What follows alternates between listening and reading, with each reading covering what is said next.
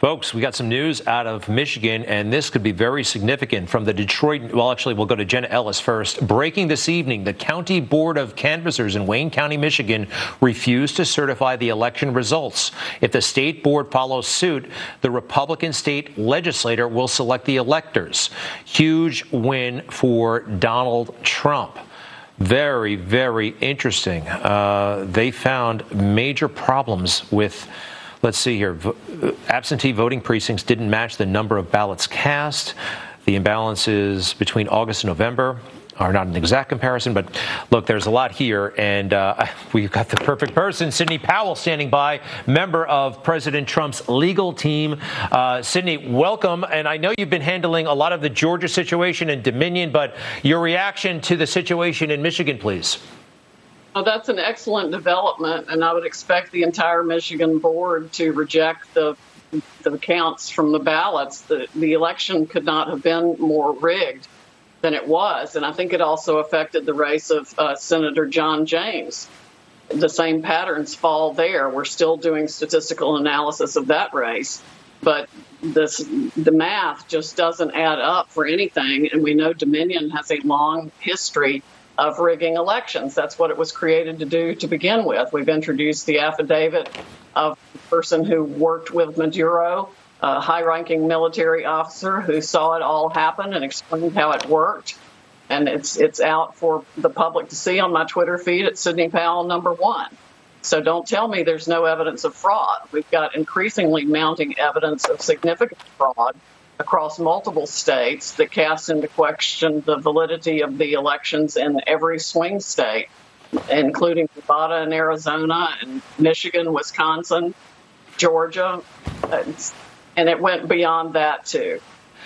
You know, regarding Dominion, you've raised this, and we saw the letter last night. People like Elizabeth Warren, Amy Klobuchar have raised significant concerns about Dominion. Now they're trying to make it seem like a right-wing, wacko conspiracy concern, even though people like PBS were raising serious issues about Dominion just before the election. I heard you say today Dominion, the software, was actually designed to be hacked, and I'm looking at one of the agreements they had with the county of Santa Clara on this is a contract between them and Dominion.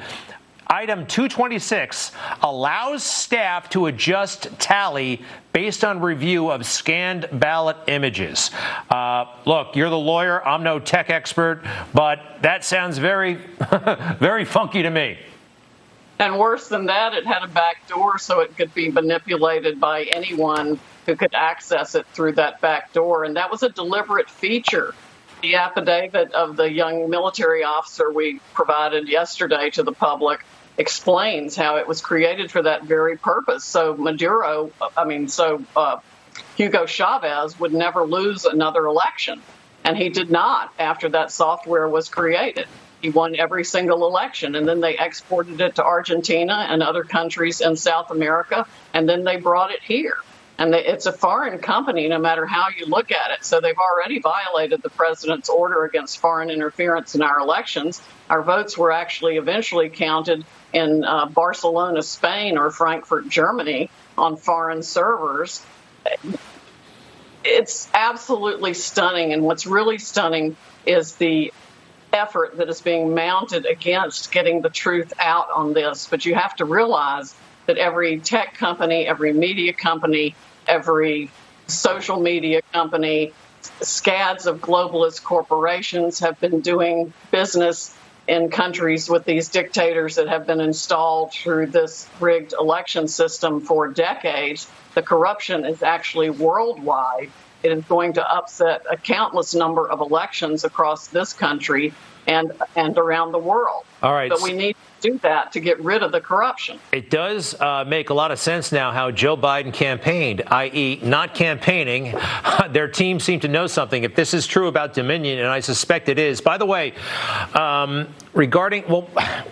so we have these concerns. You've got your whistleblower. Who do you bring this to? What happens next? What body do you have to implore to take action?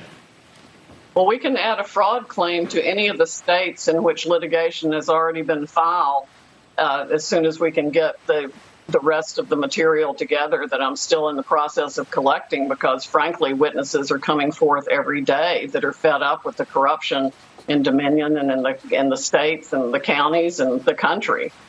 So we're intaking information at an amazing level of people who want to stop this and are absolutely fed up with it. You mentioned got the evidence from the own mouths of the guy who founded the company. I haven't even had a chance to get that out to the public yet. But they admit, the founder of the company admits he can change 1 million votes, no problem at all. The founder of Dominion admitted a long time ago, recently to you. Tell us more, please. Publicly. I will tweet out the video later and I'll tag you in it. Please do. At Greg Kelly USA, if you don't mind. That's pretty wild. Oh, by the way, what can you tell us about, you mentioned the whistleblower. There is a whistleblower. Remember, whistleblowers who are against President Trump are hailed as heroes and deified. What can you tell us about this individual? The one who gave us the affidavit? Yes. He was a high-ranking military officer. He was very close to Hugo Chavez. And he is just absolutely disgusted with what he's seen and was participating in when he was with Mr. Chavez. He saw how it all worked. He was at meetings where it was fully briefed. And he wants this country to not fall prey to the same corruption and tactics that were used in Venezuela. And I'm sorry, is he an American military officer or a Venezuelan military officer? He was a Venezuelan military officer. He lives in this country now. All right. And you mentioned the CIA today. I heard you during a radio appearance. You want the CIA director fired. It seemed a little bit off topic and off message, but what's the tie-in, if you don't mind? The tie-in is that there's no way these programs could have been run around the world to affect elections without the CIA. We also have had people disclose to us the whole hammer program that was created for the CIA and scorecard, which is essentially the same thing. It seems like every country has used something like this to do what it wants to do. Supposedly ours was invented to influence foreign elections, but that too could have been turned on this election. It's all part of the same part and parcel of government interference in elections to make choices against the will of the people.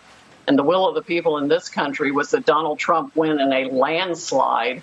If we can get to the bottom of it, and I am determined to do that, I think we'll find he had at least 80 million votes. The only reason the glitches happened in the system was because he had so far many more votes than they had calculated in advance. Their algorithms wouldn't perform the functions they'd originally performed or were set to perform. They couldn't make up the vote count. He had gotten so many hundreds of thousands more than they planned. So that's when they had to stop the counting and come up with a way to backfill the votes or destroy votes for Trump while they fabricated votes for Biden. Sidney Powell, who is a former federal prosecutor, by the way, spent 10 years working for the federal government.